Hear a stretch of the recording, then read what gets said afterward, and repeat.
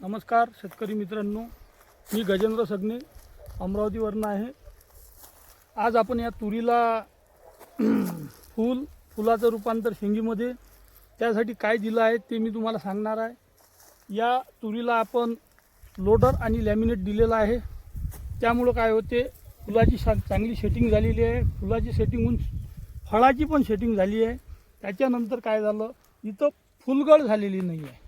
त्याच्यानंतर लॅमिनेट काय करते, आपलं हे जे धुवाऱ्यात दवाड जाते याच्यापासून पूर्ण संरक्षण झालेलं आहे। शेतकऱ्याचं म्हणणं आहे 3 दिवसाच्या अगोदर इथं धुवारी पडली पण त्याचा असर काहीच नाही।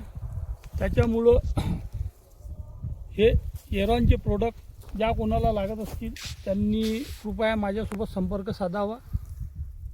माझा मोबाईल नंबर 96 23 23 58 56।